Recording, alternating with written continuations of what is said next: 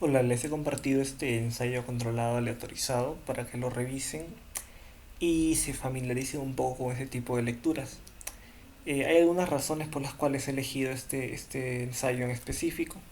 Uno, porque no tiene nada de especial, es decir, es un ensayo, un ECA, un ensayo controlado aleatorizado, pues de los que va a encontrar con frecuencia sus lecturas.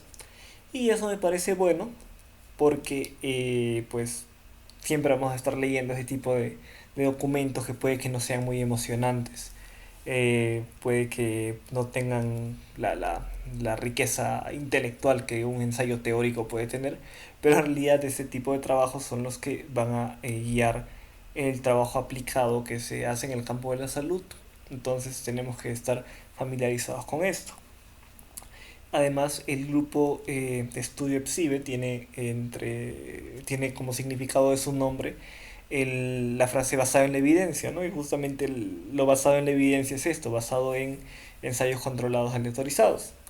Y pues no podríamos hacer psicología o intervenciones basadas en la evidencia si es que no sabemos leer un ensayo, un ECA, o si no sabemos leer un metaanálisis. Entonces es importante que tengamos cierta familiaridad con ese tipo de documentos. Otro motivo por el cual escogí este ECA es que no es específicamente un ensayo controlado aleatorizado del campo de la psicoterapia o la psicología.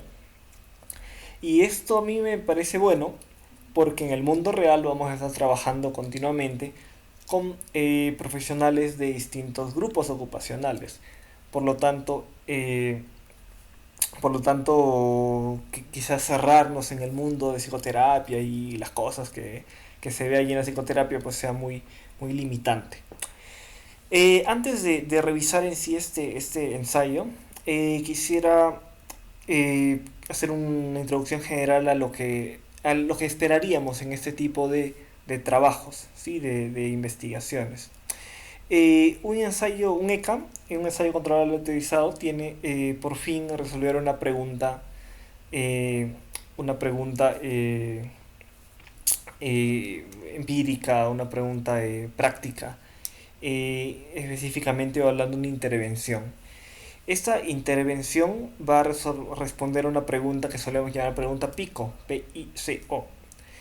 La P de la pregunta PICO se refiere a una población, ¿sí? Una población específica a la que nuestro trabajo va a estar orientada. Es decir, cuando queremos probar la eficacia de una intervención, vamos a pensar en una población específica de pacientes. Pueden ser pacientes con depresión mayor, pueden ser pacientes con trastorno espectro autista, pueden ser pacientes con fibromialgia, etcétera. ¿Sí? Esas características de nuestros pacientes son las que van a ser muy importantes para saber a qué grupos vamos a poder generalizar los resultados de nuestra investigación, del ECA que estemos revisando. Entonces, supongamos que yo planteo o leo un ECA en el cual se haga una intervención para personas con trastorno de depresión mayor, pero únicamente leve y moderada y sin comorbilidad con alcoholismo, sin comorbilidad con ansiedad, etcétera. Si yo trabajo en un centro de adicciones, entonces quizá esa intervención no puedo tener tanta certeza de que voy a poder aplicarla a mis pacientes porque esa intervención fue probada en, en una población distinta a la que yo quiero trabajar, ¿no? Entonces esta P de la población es importante porque es una de las primeras cosas que vamos a delimitar a quienes va dirigida la intervención. Lo otro, más obvio, es cuál es en sí nuestra intervención, ¿sí? Eh, y eso tiene que estar adecuadamente también protocolizado y estandarizado. Eh, Hay que tener en cuenta que los ensayos clínicos tienen distintas fases, ¿no? Hay fases iniciales en las cuales se trabaja más a pequeña escala, luego una fase 2 que es donde vemos la eficacia en sí, ¿no? Entonces, la fase uno es como que a pequeña escala, incluso con población no clínica, ¿no? Para probar un poco la intervención, que puede ser un fármaco o una intervención no farmacológica. Eh, Luego en la fase 2 ya vamos a examinar la eficacia, ¿sí?, de la intervención en contextos todavía controlados pero ya con pacientes. Y luego en la fase 3, además de lo anterior, vamos a hacerlo a gran escala para evaluar también otros aspectos, es decir, en el mundo real, qué tan eficiente es esta intervención, ¿sí? Y entonces aquí vemos la eficacia y aquí vemos ya cómo funciona en el mundo real la intervención. Entonces, y bueno, hay una fase 4 que ya es de seguimiento, pero esto es lo principal. Entonces, en todos los casos, nuestra intervención tiene que estar clara, ¿no? ¿Cuál es la intervención que vamos a probar?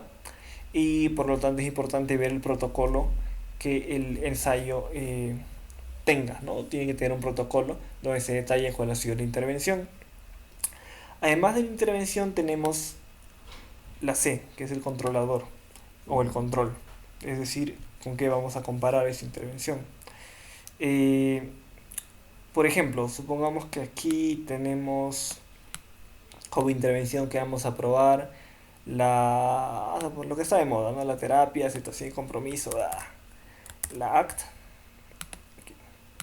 Supongamos que yo quiero probar la ACT y la quiero comparar con algo, ¿no? Yo podría compararla quizá con el no tratamiento, ¿no? Es decir, con eh, un waiting list control, o sea, una lista de espera, ¿no? Lista de espera, o sea, no tratamiento aún. O podría compararlo con el TAU, que es las siglas en inglés de Treatment as Usual, o sea, el tratamiento usual, que podría ser, por ejemplo, la terapia cognitivo-conductual, ¿no?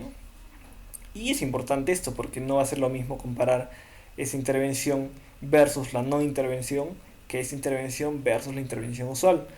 Si comparo la intervención versus la no intervención, quizá voy a observar que hay diferencias significativas, un efecto grande. Pero si comparo la intervención versus la intervención usual, quizá yo vea que sean lo mismo, ¿no? Que dan resultados similares. Y la última letra de la pico, que es la O, es probablemente uno de los puntos más importantes y es algo que debemos examinar muy a detalle, que es cómo se va a medir el outcome, es decir, el desenlace. El outcome o desenlace es aquello que vamos a medir como variable de cambio, ¿no?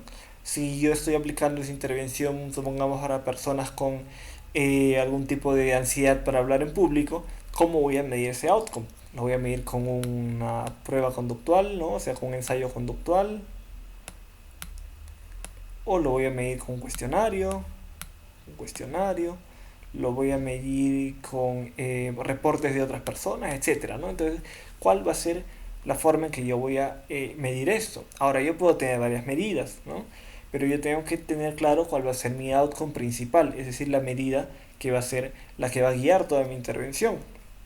Supongamos que mi outcome principal sea un cuestionario, ¿no? Entonces, yo tengo mi outcome principal y luego tengo otros outcomes secundarios, que pueden ser otras medidas relacionadas o medidas secundarias, ¿no? Eh, por ejemplo, medidas en unidades subjetivas de ansiedad, ¿no? Podría ser un outcome secundario, etcétera.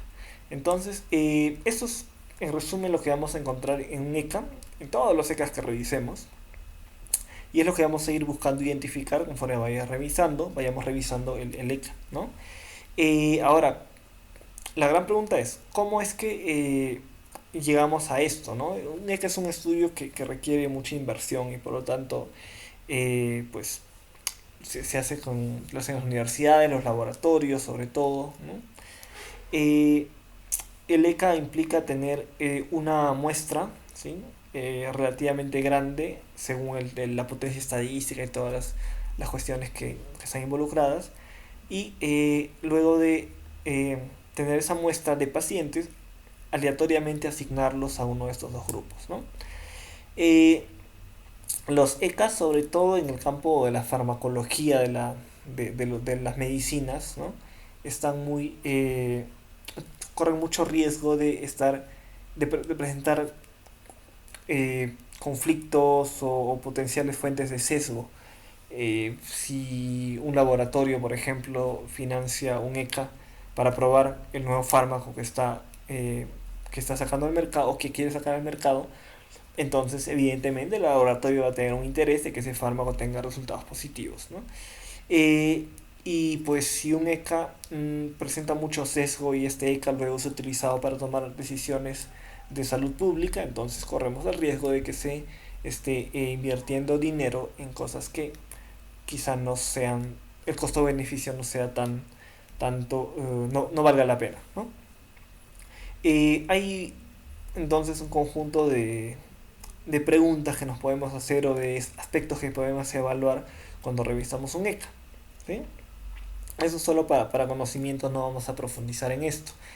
Si quieren profundizar, yo les sugiero que revisen el manual Cochrane, vamos a ver, el manual Cochrane, y que revisen el capítulo 8 y allí van a revisar todo lo que significan estos criterios de evaluación de riesgo de sesgo. Pero para que un poco se familiaricen con esto, ¿no? Un punto, por ejemplo, que es importante es cómo se genera la secuencia aleatoria. ¿Qué quiere decir esto? Cómo es que yo asigno a las personas a uno u otro grupo, ¿no? Generalmente se hace con páginas web, ¿no? O software que se encargan de eso. Antes se hacía con tablas de números aleatorios, ¿no? Que ya no se usan. Y es importante que esto asegure que las personas, es decir, toda la muestra de participantes, hayan sido asignadas aleatoriamente a ambos grupos, con el fin de reducir el sesgo de selección. Es decir, que no vaya a uno de los grupos, que uno de los grupos no tenga personas con características muy distintas al otro. Supongamos que yo quiero hacer un estudio, entonces con personas que tienen ansiedad de hablar en público, yo les aplico una prueba de ansiedad en público y a las personas con altos puntajes las mando aquí y a las personas con bajos puntajes aquí. Evidentemente esos grupos no serían equivalentes y habría un fuerte sesgo de selección. Entonces, ¿cómo se genera la secuencia aleatoria? Es muy importante. Lo otro es el ocultamiento de la asignación.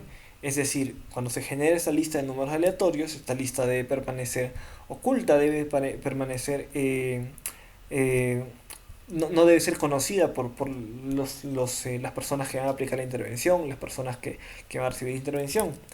Y luego, cuando se da la intervención en sí, en algunos casos va a ser posible establecer el cegamiento de los participantes. ¿Qué quiere decir esto? Que los participantes no van a saber si están recibiendo la intervención o el control. Esto no siempre va a ser posible y en psicoterapia va a ser bien difícil, ¿no? Salvo que pues, bueno, se trabaje con el tratamiento usual y la persona no sepa cuál es el usual y cuál es la intervención, pero eso va a ser un poco complicado, ¿no?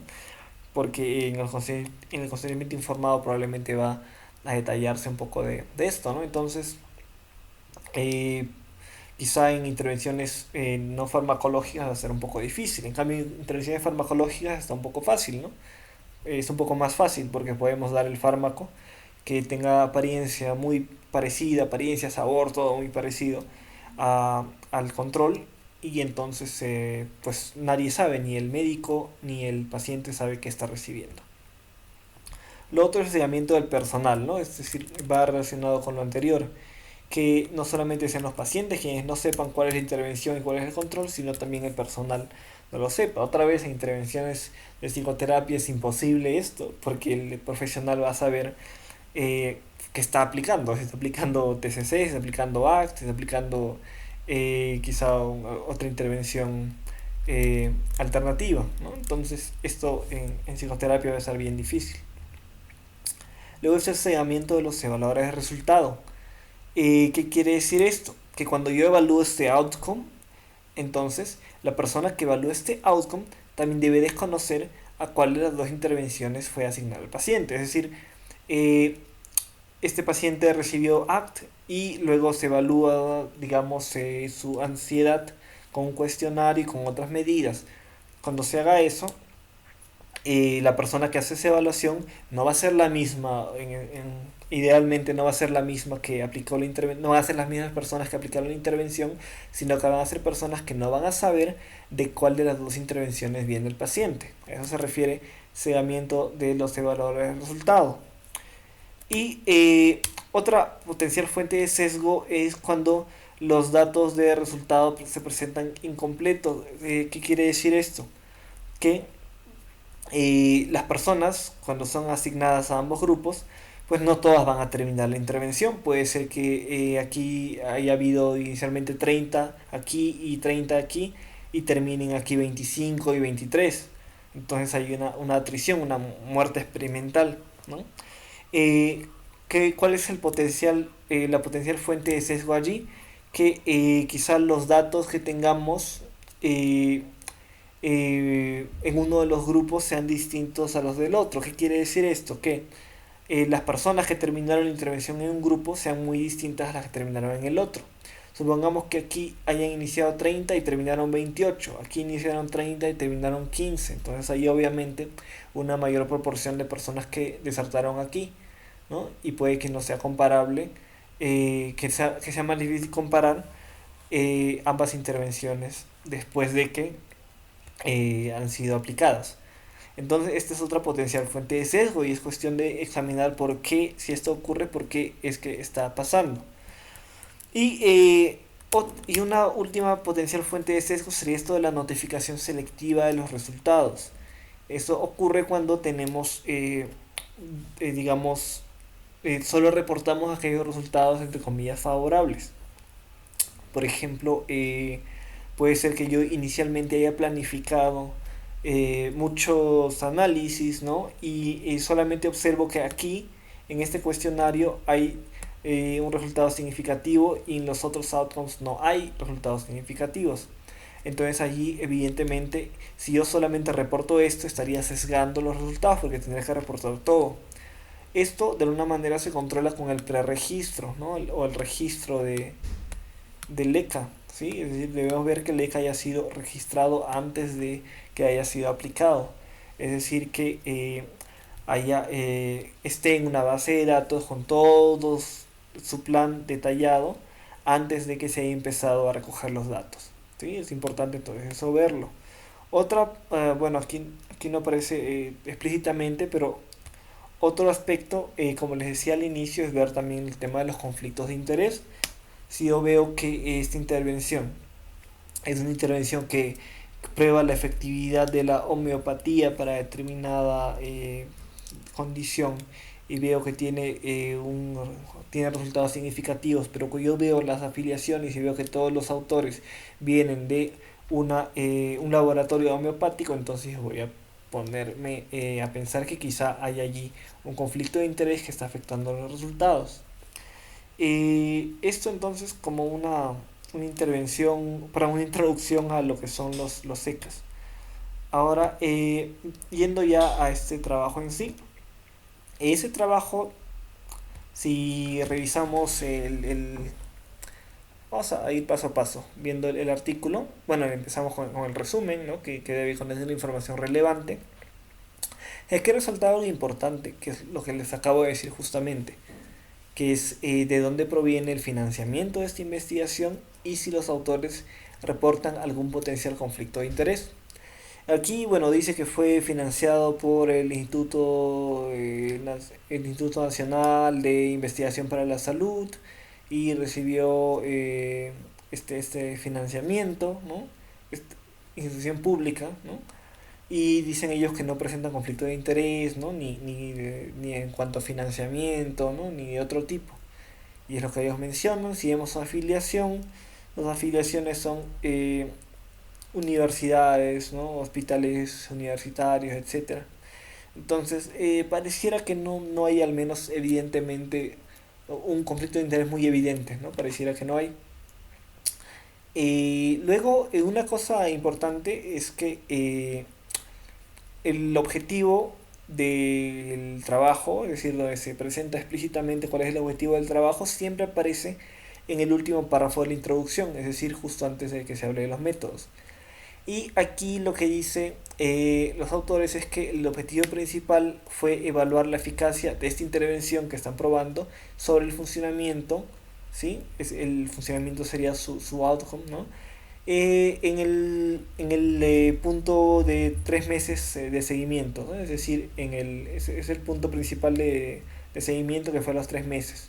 comparado con el tratamiento usual de terapia física, ¿no? Entonces, este trabajo es específicamente para personas con dolor crónico de espalda, ¿sí? Que es una condición muy presente en, en el trabajo que tienen los terapeutas físicos.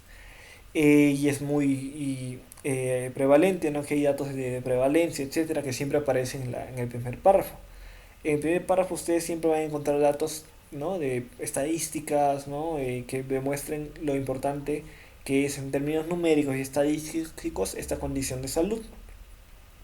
Luego, lo que dice estos autores es que hay cierta evidencia o ellos sospechan que podría ser que una intervención de terapia física, pero complementada con ciertas cositas de la terapia de situación y compromiso, podría ser de ayuda para estos pacientes, ¿no? Es lo que ellos mencionan. Entonces, su intervención, aquí, bueno, voy a agregar una P, que sería lo que llaman ellos PACT. Ah, ¿qué fue? PACT, que sería una intervención de terapia física complementada con terapia sin compromiso. Eso es lo que ellos van a van a probar su intervención. Y su control sería el TAU, el tratamiento usual, que en este caso, bueno, no es TCC, sino terapia física. La terapia física usual. Esas son sus dos intervenciones. El outcome vamos a verlo en detalle después, pero va diciendo más o menos que es una medida de funcionamiento, ¿no? A los tres meses después. ¿Sí? El outcome. Y la población son personas con dolor de espalda crónico. Si seguimos bajando, aquí mencionan que, bueno, es un estudio, ¿no? De fase 2. Recuerden fase 2 que están midiendo la eficacia. Eh, Assessor blind quiere decir que la persona que hizo la evaluación, estoy aquí, los evaluadores de resultado no supieron cuál era la intervención que habían recibido los participantes, ¿no? Con grupos paralelos, multicéntrico, etcétera, randomized control trial. Bien, entonces aquí me está mencionando cuál es el diseño del estudio, me está diciendo algo importante, es que fue los evaluadores del resultado estuvieron cegados a el grupo de asignación de los participantes. Otra cosa importante es que el trial está registrado, es decir, si ustedes buscan esto en internet deben encontrar el registro del trial, donde está todo detallado. Y es importante también hacerlo para ver si lo que aquí están reportando coincide con lo que originalmente se registró. Luego aquí se detalla a los participantes, que es en realidad el detalle de esta P de población, ¿no? Es decir, cuál es en sí la población que está entrando aquí. Son adultos, ¿no? Con dolor de espalda crónico no especificado. Se incluyeron personas con dolor de pierna, que tuvieran más de... y que ese dolor de espalda tuviera más de un año de duración, que tuvieran un puntaje mayor a 3 en este instrumento, que es una medida de discapacidad, que hablaran inglés, ¿no? Otra cosa importante, aquí a quienes excluyeron, dice, excluyeron personas que habían tenido anteriormente eh, el manejo del dolor con terapia cognitivo-conductual y, o que hubieran tenido entrenamiento de terapia física en los 6 meses previos, ¿no? O que tuvieran terapia, ¿no? De inyecciones en los últimos 3 meses. Entonces todos esos criterios indican que personas no entraron al estudio, ¿sí? También personas con patología espinal específica y personas con algún trastorno psiquiátrico severo, ¿no? Esquizofrenia, por ejemplo, o alcoholismo o drogadicción, ¿no? Entonces aquí vemos que hay ciertas características que esas personas que entraron al estudio tuvieron, y en sentido estricto nuestro estudio lo podríamos generalizar a esas personas que sí entraron, ¿no? Y las personas que no, perdón, las personas que no entraron, pues es decir, personas con características distintas a las de este grupo, tendríamos que evaluar con cierta cautela si es que estos resultados se generalizan a ellos o no. Luego aquí menciona el proceso de aleatorización y masking, ¿no? Es decir, el ocultamiento. Hubo una asignación aleatoria a los dos grupos empleando un diseño estratificado de bloques aleatorios, ¿sí? Y utilizaron este sistema online de esta unidad, ¿no? eh, con email generados automáticamente, es decir, no hubo alguien ahí eh, que vio la asignación. Entonces eso es lo que corresponde a este de aquí, ¿no? Tanto la generación de la secuencia aleatoria como el ocultamiento de la asignación. Ahora bien, eh, como el tratamiento fue pues cara a cara, y no fue posible el cegamiento de los participantes ni de los terapeutas físicos, es decir, ni esto se pudo cumplir, como les decía, no siempre se va a poder cumplir debido a la naturaleza de la intervención. En este caso, pues no se puede, o sea, el participante obviamente está viendo que no está recibiendo la terapia física usual, sino está recibiendo algo distinto, y esto también el consentimiento informado debe estar, y obviamente el personal sabe que está aplicando algo distinto, ¿no? Entonces, eso es importante tomarlo en cuenta también. Sin embargo, el colaborador de investigación, ¿no? que hizo las medidas de outcome, es decir, la evaluación de resultado, sí estuvo cegado, ¿no? Y asimismo también el que hizo los análisis estadísticos. Es importante, también algunos le llaman el double blind, es cuando está cegado, ¿no? El que hace la intervención y el paciente, pero algunos incluyen también la importancia de cegar al estadístico, ¿no? Porque podría ser que si es una intervención que está probando un fármaco y en conflicto de interés, podría ser que ahí el laboratorio ponga su estadístico para que trate de jugar con los datos y llegar a un resultado más o menos, entre comillas, favorable. Entonces es importante esto, ¿no? Que sí hubo entonces un cegamiento de los evaluadores del resultado y también del estadístico que hizo los análisis. Luego, esto es importante y tienen que leerlo a detalle, que son los procedimientos, es decir, paso a paso qué cosa se hizo. Aquí, bueno, no voy a leerlo en detalle, pero ahí lo pueden ver ustedes, es decir, paso a paso cómo cómo se aplicó la intervención. Bueno, esto es como un ejercicio, nuestra lectura, que no les interese mucho a ustedes saber el detalle de cómo se hizo las intervenciones de terapia física, eh, esa parte es muy importante porque aquí se detalla paso a paso qué cosa se hizo, ¿sí? El tiempo de aplicación, etcétera, ¿no? Una cosa importante aquí es, por ejemplo, que las terapias de esto que llamaron PACT, que era esta terapia física con algunos elementos de ACT, tuvieron una duración distinta al tratamiento usual, ¿no? Es decir, si sumábamos todas las sesiones, sí es un número similar de horas, pero cada sesión individual eh, tenía más tiempo, ¿no? Por aquí está. Eh, mm, no recuerdo, pero duraba más, creo que una hora o algo así. Aquí está, ¿no? Dos sesiones de 60 minutos, ¿no? Es decir, de una hora, sesiones cara a cara. Fueron tres sesiones y separadas por 2 semanas, ¿no? Esto entonces es importante porque la duración de la terapia física usual sí fue distinta, ¿no? Y aquí ¿dónde está? ¿Dónde está? ¿Dónde está? ¿Dónde está? ¿Dónde está? Aquí está, fue proveída por tal, tal, tal, tal, tal. Ah, sí lo menciona en algún lugar, pero no lo encuentro. Eh, mm, sí, no lo encuentro. Pero no recuerdo si está aquí en el protocolo. ¿Por qué? Porque esos autores publicaron antes un protocolo, es decir, el detalle de todo lo que se hizo, lo que se iba a hacer paso a paso en la intervención. Entonces habría que revisar también ese documento del protocolo, así como el registro del LECA, para ver si coincide con lo que están reportando, ¿no? Luego vienen los outcomes, que es justamente la O, ¿no? Aquí en procedures, esos procedimientos detallan justamente qué cosas se hizo en la intervención y qué cosas se hizo en el control, y está detallado paso a paso. El outcome, como les decía, debemos distinguir entre un outcome principal y los outcomes secundarios. El outcome principal y los secundarios se determinan de antemano, es decir, de antemano yo sé cuál va a ser mi foco de evaluación, cuál va a ser mi outcome principal. Y eso es importante, entre otras razones, porque este outcome principal va a ser el que va a guiar la decisión del tamaño muestral.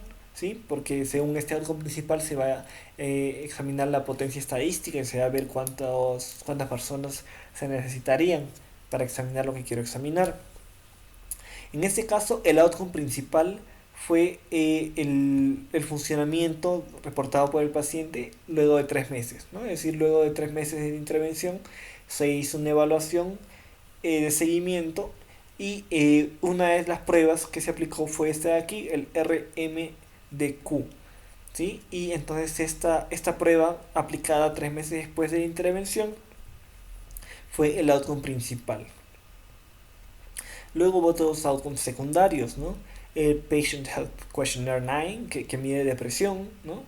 El Generalized Anxiety Disorder 7, que mide ansiedad, ¿no? O sea, ansiedad generalizada, más cognitiva. El Patient Specific Functional Scale and Work and Social Adjustment Scale, que miden respectivamente funcionamiento, ¿no? Que miden ambos funcionamiento. Además también una medida de satisfacción con la vida y una EVA, que es bueno, en este caso una escala numérica análoga que para medir severidad del dolor. Básicamente les dicen, ¿no? Del 0 al 5 cuánto te duele. Básicamente esas son las medidas analógicas, en este caso numérica. Eh, También midieron algunas variables de proceso, ¿no? Relacionadas con la ACT, como el Chronic Pain Acceptance Questionnaire, ¿no? Que supuestamente mide evitación experiencial relacionada con el dolor, el Committed Action Questionnaire, que mide acción comprometida, y el Pain Self-Efficacy Questionnaire, que es autoeficacia para manejar el dolor. Entonces, estas son las medidas, ¿no? Secundarias, pero como les decía, este es el outcome principal y esto es el foco que los investigadores tuvieron al hacer este estudio, ¿no? Puede ser que aparezcan cositas interesantes aquí en los outcomes secundarios, pero el foco principal de los investigadores es este. Luego, bueno, aquí se menciona el tema del cómo se determina el tamaño de la muestra, ¿no? Se previó que habría una diferencia de medias estandarizadas, es decir, una D de Cohen de 0.4 en el outcome primario, ¿sí? Es decir, 0.4 veces en estándar, ¿no? De diferencia, y con un 5% de significancia y un 80% de potencia estadística, ¿no? Asumiendo una atrición, es decir, una muerte experimental del 20%, pues siempre se asume en estos estudios porque pues la gente se va, ¿no? Siempre hay gente que se va. También, bueno, es importante también mencionar que ellos dicen que una diferencia de 2 a 3 puntos en el RMDQ es considerada clínicamente importante, ¿no? Entonces la muestra que calcularon fue de 240, que luego serían aleatorizadas en los dos grupos. Aquí detallan el análisis estadístico, ¿no? Aquí dice las estimaciones del efecto de tratamiento 3 y 12 meses después de la aleatorización.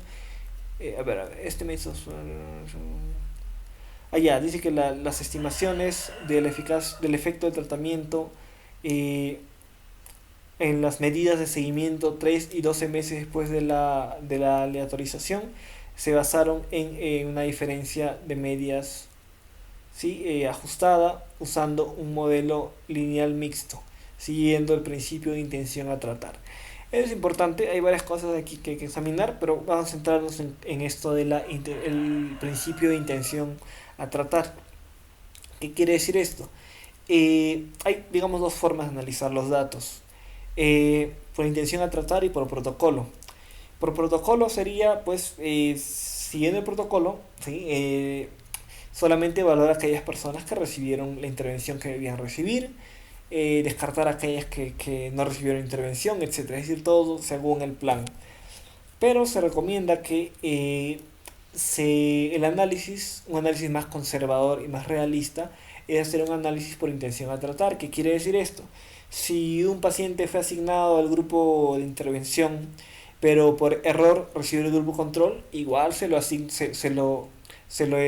evalúa al grupo en que fue asignado originalmente, ¿no? Es decir, cuál fue la intención la intención a tratar, o sea, cuál fue el tratamiento al cual fue asignado originalmente, aun cuando él finalmente recibió otra intervención. Entonces, cuando veamos que el ECA ha utilizado un análisis por intención a tratar, entonces vamos a sospechar que este es un análisis un poco más conservador, ¿no? Si vemos solamente un análisis por protocolo, nos preguntaríamos y qué pasa si hacemos el análisis por intención a tratar, ¿no? También por eso hay que ver después qué tanto se pudo seguir el protocolo, ¿no? Qué tantos casos hubo en que hubo, digamos que hubo contaminación u otros factores que estuvieron presentes. Luego, otra cosa importante es el hecho de que se utilizó un modelo lineal mixto. Un modelo lineal mixto es un modelo complejo que busca incluir variables que están anidadas en otras, por decirlo de una forma, ¿no? Donde está aquí, por ejemplo, una variable es la variable terapeuta. No todos tuvieron el mismo terapeuta. Puede que el terapeuta A haya tenido 3 pacientes, el terapeuta B 3 pacientes más, etcétera. Esto, para controlar un poco esto, se incluye la variable terapeuta como una variable, en este caso aleatoria, ¿no? Y también el hecho de que un mismo paciente ha sido evaluado varias veces hace que la variedad de pacientes es una variable que anida las medidas que tuvo cada uno de los pacientes, ¿no? Un poco esa es la idea, es un modelo complejo, no es necesario profundizar mucho en eso ahora, pero un poco de esa lógica. Se tuvo una variable bueno, las covariantes de ese modelo, aparte de las variables random, ¿no? Aleatorias, fue hubo una variable de asignación de grupos, es decir, grupo control, grupo tratamiento, una variable del momento de seguimiento, es decir, momento de seguimiento de los 3 o los 12 meses, y la interacción entre el grupo de asignación y el seguimiento, el tiempo de seguimiento, ¿no? Este es un poco el modelo que se plantearía, ¿sí? Pero como vamos a ver más adelante, no, no se presentan los detalles del modelo. Luego, eso es usual, ¿no? Que los efectos de tratamiento se conviertan a una medida estandarizada. En este caso, como son variables, como la variable outcome, que se está aquí, es una variable numérica, entonces se haría una diferencia en medidas estandarizadas, ¿no? O como los conocemos más en psicología, la DD-Code, ¿sí? Y lo que hace eso es poder comparar, bueno, te da una medida estandarizada de cuál es la diferencia entre, entre el grupo control y el grupo de tratamiento. Y también puedes ver allí, como es estandarizado, puedes ver en cuál de los outcomes hubo quizá mayores diferencias, ¿no? Luego, bueno, siempre cuando se presenten los resultados vamos a empezar hablando de las características de los participantes. Eh, Esto siempre va a aparecer en algo que se llama la tabla 1, ¿sí? Que en este caso es tabla 1 y tabla 2 porque lo han separado. La tabla 1, y en este caso también la tabla 2, presentan los datos de los participantes en la línea base, es decir, antes de que recibieran la intervención. Y la idea un poco es ver qué tan, que sean más o menos parecidos, ¿no? Más o menos comparables a ambos grupos. Por ejemplo, aquí en el grupo Tau, es decir, de tratamiento usual, recibí la edad promedio fue 47.5. En el grupo de intervención PACT fue 48.4, es decir, están por ahí, están parecidos, ¿no? Veamos, por ejemplo, el RMDQ, que fue el outcome, ¿no? Eh, Aquí el promedio fue 10.8, aquí fue 10.7, entonces muy parecido. Y así podemos ver a grandes rasgos que se parecen bastante a ambos grupos, lo cual nos hace pensar que quizá, o nos hace pensar que la aleatorización sí cumplió su objetivo, ¿no? Que era crear grupos más o menos equivalentes. Aquí vemos también ya variables sociodemográficas, ¿no? Y clínicas. Y vemos, por ejemplo, el porcentaje de mujeres, 57%, 61%, ¿no? Una pequeña diferencia, pero puede que no sea tanto, etcétera. Entonces la idea es ver eso, ¿no? Que los grupos sean muy parecidos entre sí. Eso es lo que se ve en la tabla 1, que en este caso se ha extendido también en la tabla 2. Eh, Luego viene la evaluación del outcome primario. Aquí lo he marcado porque hay que leer bien todo esto. Es la evaluación de lo que nos interesa, que es el outcome primario. Eh, Aquí he resaltado, bueno, no he resaltado nada porque todo es importante, pero, no, aquí he resaltado algo, que es el resultado en sí del outcome primario, que es el RMDQ, ¿sí? Entonces la diferencia de medias ajustada por el principio de intención a tratar entre los grupos indicó que las personas que recibieron PACT, que fue la intervención, reportaron un funcionamiento significativamente mayor a los 3 meses de seguimiento que aquellas que recibieron el tratamiento usual, ¿no? Entonces sí hay una diferencia significativa y eso lo podemos ver aquí en un p-valor de 0.037. La gran pregunta es cuál es o qué tan grande fue esta diferencia. Y si lo vemos aquí, observamos que hay una D de Cohen de 0.2, ¿verdad? Una D de Cohen de 0.2 pues es considerada una diferencia pequeña, ¿verdad? Es decir, son solo 0.2 desviaciones estándar de diferencia. Si vemos también el intervalo de confianza, primero esta es la diferencia de medias, no estandarizada, solo diferencia de medias, que es menos 1.07. ¿Sí? Si recordamos, este instrumento me da un valor, ¿no? que es un número, y si entonces yo resto el puntaje de ese instrumento, de este grupo, el promedio de puntajes de RMDQ del grupo intervención menos el promedio de puntajes de RMDQ del grupo control, eso me va a dar menos 1.07. El intervalo de confianza de esta diferencia de medias va de menos 2.08 a menos 0.07, ¿no? Entonces, si bien es cierto, ambos están dentro de lo negativo, es decir, el intervalo de confianza no cruza cero, este límite pues está algo cerca de cero y podría ser una diferencia desde 2 hasta casi cero, ¿no? Entonces es un poco amplio el intervalo quizá. Y esta misma diferencia de medias pero estandarizada me indica que la diferencia es pequeña.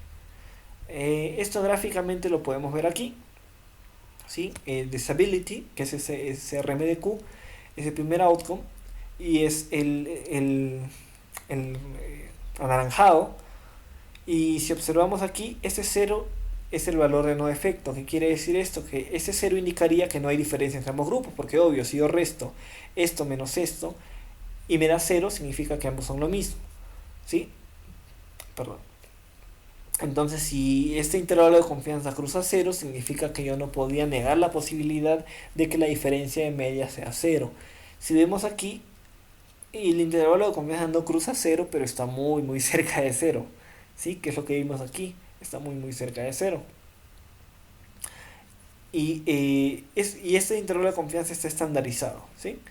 Y si vemos lo que ya vimos también, que el valor, el estimador puntual es 0.2, ¿no? Es decir, un valor pequeño, ¿sí? Un valor pequeño.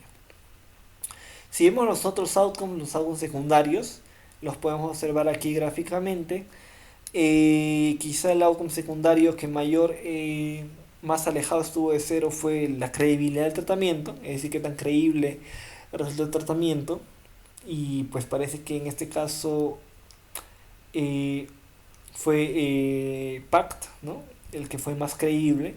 Y el otro que también parece más o menos alejado de 0 es este de aquí, ¿no? Que es la función específica del paciente, ¿no? El funcionamiento específico del paciente. Pero los otros outcomes, miren, la mayoría de ellos cruza 0 y lo cruza por bastante, ¿no? Entonces eso me hace pensar a mí que esta intervención quizá no, pues no sé, sí parece que reduce o da puntajes menores de discapacidad, pero, o sea, no mucho, ¿no? No es tanta la diferencia y los otros outcomes, pues, tienen una magnitud del efecto muy pequeña o cruzan 0, lo que quiere decir que no hay diferencias significativas entre la intervención y el control. Eso es lo que podríamos concluir de esto. Algo adicional que quisiera mencionar es que a mí sí me hubiera gustado ver los detalles del modelo, el modelo lineal multinivel, ¿no? El modelo de mixto lineal, no recuerdo cómo traducirlo, linear mixed model, un modelo lineal mixto. Me hubiera gustado ver los detalles, ¿no? los parámetros estimados, ¿no? Y todo eso. Pero bueno, solo reportan este dato que son las medidas ajustadas, ¿no? Basadas en ese modelo. Luego hay más información, ¿no?, que es importante ver, por ejemplo, la fidelidad del tratamiento. Aquí mencionan un dato interesante, que es que cuando evaluaron las intervenciones PACT, ¿no?, que hicieron los terapeutas físicos, vieron que si bien es cierto, sí, sí me utilizaron, ¿no?, eh, con frecuencia algunos métodos ACT, solo fue un pequeño número de métodos ACT que fue aplicado, ¿no? Es de aquí solo un número, solo unos cuantos de los métodos ACT centrales fueron aplicados, ¿no? Entonces es importante tenerlo en cuenta porque en realidad puede ser que no haya sido pues, algo muy ACT lo que han aplicado, sino ha sido algo más quizá, no sé, de orientación, ¿no?, acompañamiento, con algunas cositas por ahí medio ACT, pero que no fueron muy ACT, digamos. ¿Sí? Luego en la discusión, pues el primer párrafo es como que una síntesis de todo, ¿no? Luego se trata de conectar con otras cosas y una parte muy importante es cuando se habla de las limitaciones y aquí hablan de las posibles fuentes de sesgo. Dice hubo algunas posibles fuentes de sesgo, ¿no? Eh, por ejemplo, dice que hubo... ¿Dónde está esto? Some que hubo un mayor porcentaje de participantes eh, del grupo eh, de tratamiento usual que no recibieron tratamiento. Eso es importante y nos lo saltamos ahora que lo recuerdo. Cuando vemos las características de los participantes es importante ver el flowchart que tiene el estudio. Si ven ustedes, empezamos con 478, pero solamente fueron seleccionados 248, ¿no?, según los criterios de inclusión. Estos fueron aleatorizados, 124 aquí, 124 aquí, pero solamente recibieron la intervención, en este caso de tratamiento usual, 92, y en este caso 103, ¿no? Es decir, hubo en este caso 32 personas que no recibieron la intervención. Dos personas recibieron el tratamiento contrario, ¿no?, por errores allí administrativos, etcétera. Cuatro personas aquí recibieron tratamiento contrario, ¿no? Es decir, como les decía, no es perfecto y puede que, y de hecho ocurre que algunas personas reciben un tratamiento que no estaban asignadas a recibir. 30 no recibieron intervención usual y 15 no recibieron intervención PACT. Esto es un problema, ¿no?, porque vemos que aquí hubo más personas que no recibieron la intervención, ¿no?, en el tratamiento usual, y eso es lo que en la discusión estaban mencionando los autores. También es importante ver en el seguimiento, ¿no?, cuántas personas se perdieron en el seguimiento. Aquí se perdieron 13, aquí 16, bueno, no está tanta la diferencia, ¿no? Y luego desde un año, 16 y 22, pues, no están más o menos, ¿no? Eh, pero aquí fueron analizados 111, ¿sí? Es decir, se analizó a todos, ¿no? Tanto, vamos a ver, fueron analizados 111 en este grupo, ¿sí? Tanto los 92 que recibieron intervención como, como los... claro, es que se excluyeron a los 13 que no... de los que no, a los que no se pudo evaluar en el seguimiento. Pero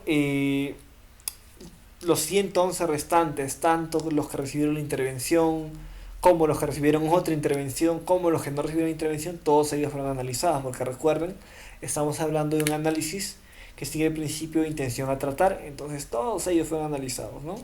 Menos los que fueron perdidos en el seguimiento. ¿Sí? Igual aquí, fueron analizados todos ellos, menos los que fueron perdidos en el seguimiento. Entonces 124 menos 16, 108. ¿Sí? Eso es entonces en cuanto a los participantes. Este gráfico es muy importante de analizar. Se me olvidó, pero es uno de los más importantes. Volviendo aquí a la discusión, entonces mencionan que una limitación es eso, ¿no? Que hubo más personas que se perdieron en el seguimiento, perdón, que no recibieron la intervención en el grupo control. Eh, luego lo que les mencionaba, ¿no? Que es interesante que eh, la intervención pues no fue diseñada para que los terapeutas físicos se volvieran psicólogos, ¿no? Ni psicoterapeutas. Por lo tanto, vieron ellos que solamente unos cuantos métodos SAT fueron aplicados consistentemente, ¿no? Es decir, solamente unas cuantas cositas SAT. Lo demás ha sido otra cosa. Y las medidas SAT, que recordarán ustedes, son están la situación del dolor, ¿no? Flexibilidad, etcétera, acción comprometida, que debe estar por ahí. Eh, no, bueno, creo que aquí no están, no sé. Pero estas medidas no tuvieron diferencias significativas. Lo que puede hacer pensar, ¿no? Que es en realidad ACT pues no se sabe muy bien qué ha hecho, ¿no? Porque no ha hecho ACT, no ha modificado los procesos que se supone ACT modifica, sino que pues no sé, alguna cosa distinta ha hecho, acompañamiento quizá, ¿no? Puede ser. Bien, eso sería más o menos el paper, obviamente ustedes lo van a leer, o ya lo leyeron a detalle, ¿no? Pero un poco eso, que han hecho otras cosas también como análisis de costo-efectividad, sí, que en lo que, en lo que he decidido no entrar, ¿no? Porque allí tiene que ver ya con estimaciones económicas, ¿sí? Costo-efectividad que lo trabajan muchos economistas. Ah, yo creo que aquí no están las medidas exactas, creo que están aquí, claro, cuando mencionan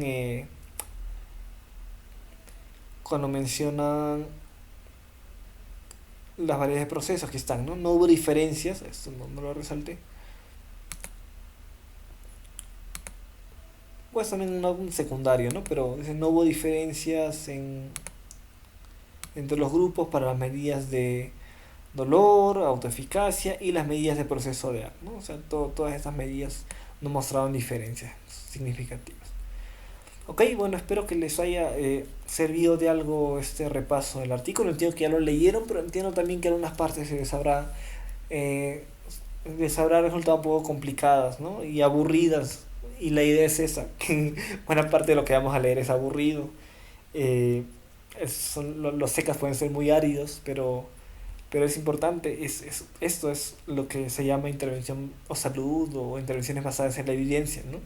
Las discusiones teóricas son importantes, muy importantes porque dan sentido a esto, pero sin esto pues no podemos hablar de evidencia porque si no tenemos datos no hay evidencia de la que discutir. Bien, entonces termino aquí y nos reunimos el miércoles.